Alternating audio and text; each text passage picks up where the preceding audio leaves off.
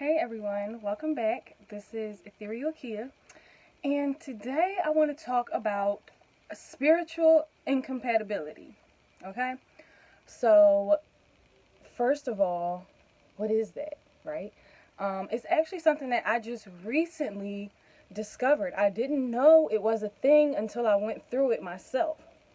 So basically, um, when you're compatible with somebody, it means that, not necessarily that you always get along, but there's some type of foundation of understanding and, common ground. And when you're compatible with somebody, your beliefs are pretty much in alignment, even though they might not be exactly the same. There's some similarities, some things that are similar that bring you together, and it just meshes well. It works. Sometimes those things are total opposites, but they're still compatible because they work together well. So when you're incompatible with somebody, you just don't mesh. If you are, let's say, sexually incompatible with somebody, then that might mean that you guys get along great in other areas, but maybe it's awkward when it's time to get physical, or maybe you just are not on the same page. You like different things, you like different styles of intimacy, so that doesn't really work for you in that area. And you can be compatible or incompatible in a lot of ways. Mentally, physically, background, goals in the future, like what you each plan for yourselves, or the path that you see yourself on in life, might not be compatible with somebody else if you choose to go on that path together. So, I recently discovered spiritual incompatibility in the sense that the way that I perceive things, my views on life, the beliefs that I've developed over the years, are not in alignment with a lot of other people's. And, I always kind of knew that, but I had never experienced it for myself until recently. So one of my core beliefs is personal accountability, self-awareness, self-care, and basically just being responsible for yourself.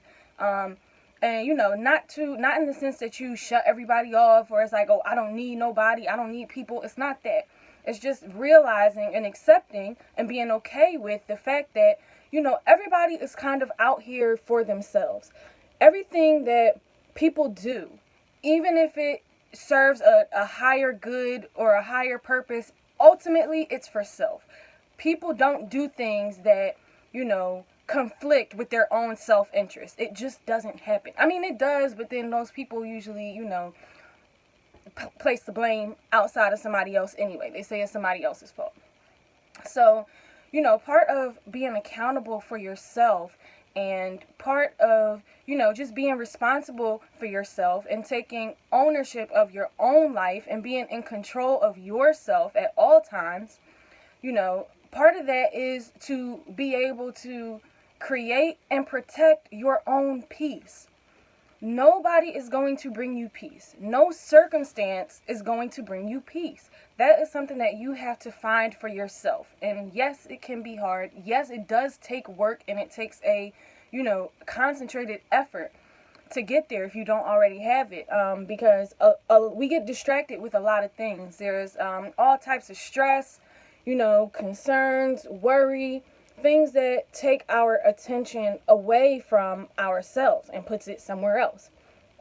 One of my core beliefs is that it's on you to bring your attention to yourself. If you depend on somebody else to love you the way you want to be loved, or to bring you peace, or to make you happy, you are playing yourself. You are. That's nobody's job. It's nobody's duty. And you shouldn't expect it from anybody, because they're not obligated. Nobody is obligated to make you feel the way you want to feel. So if you are searching for peace or happiness or joy or meaning or whatever, that's on you. That's on you to find that. You have to take the steps to decide, what's best for you, what is going to bring you the most benefit, what it is you're looking for in the first place. But to place that responsibility on somebody else is a surefire way to lose yourself. People are selfish innately. And I don't mean that in a negative way, but everybody has their own self-interest. It's just what it is. It's not a bad thing. But the issue comes in when we expect other people to do that for us, and we expect other people to bring us peace, and we expect other people to make us happy. And sometimes people go into relationships thinking that, oh, this person needs to do whatever they can do to keep me happy. No.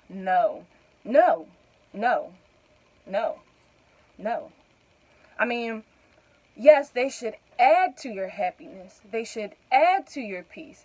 They should be a complement to whatever you already have going on, in the sense that they can be compatible with you for what you already have going on for yourself, though. You don't get to, decide that somebody else's life now revolves around you just because you've entered into a certain relationship. That's not how that works. And you yourself should not be, revolving your life around anybody else, because you will be highly disappointed. You will be. I can promise you that. And so I basically wanted to just talk about the importance of being compatible spiritually, in the sense that having those same core beliefs and the way that you see life and the way that you see yourself, the way that you see your role in the world, and how everything outside of you interacts with you. I've come to a space where I am 100% in control of my life at all times. Whether that's true or not, it doesn't matter. It's my reality. So every situation that I come across, every trial or tribulation that I find myself in, I know that I played a role in bringing that on myself. Nothing that happens to me is anybody else's fault. And also, there's nothing that anybody can do to put me in a better space for me. And that's a spiritual belief. That is, there's no facts or, science behind it. It's just what I truly believe. And when you're with somebody, when you think that way, and then you're with somebody who doesn't think that way because they think, you're responsible for my happiness now. You're responsible for my peace now because we're in a relationship together and we're supposed to put each other first. No, we're not. We're supposed to put ourselves first, and hopefully that is complementary to the life we're trying to build together. But no, you don't put other people ahead of yourself. That's a losing formula, because if you are not filled up, if you're not full, you cannot pour. You cannot pour from an empty cup. You cannot give to someone else what you do not have for yourself. So until you cultivate your own peace and your own happiness, you shouldn't be trying to, make that for somebody else. And you can't, because you're not them. Everybody has their own perspective. Everybody has their own set of eyes. Everybody has their own reality. And we're all in this together, but at the same time, everybody's in it on their own. Because that's how we're born, alone. You know what I mean? So I just think that spiritual compatibility is so important for relationships, because it's the foundation of who you are, and all your decisions made, everything you embark on, everything you enter into, you're doing it with that foundation of your beliefs. So anything that you do is going to be some type of reflection of what you already believe. And if you believe that, oh, when I get married, my wife is supposed to make me happy, or my husband is supposed to make me happy, or when I start dating somebody, my boyfriend and my girlfriend, they're supposed to make me happy. That's fine. Cool. You believe that. But you're not going to be compatible with somebody who thinks that, hey, I'm already happy. I don't need somebody to make me happy. You can, come contribute to the happiness that's already going on over here, but nobody else is going to change my mood, or nobody else is going to change my priority of keeping my peace first. I'm responsible for myself. You're responsible for yourself. And as long as I'm happy, I don't mind contributing to your happiness, but don't expect me to, fulfill that for you. I cannot do that. So those two mindsets are not compatible, because their foundation of existence, the way that they see the world, the way that they perceive themselves in their place in the world is totally different.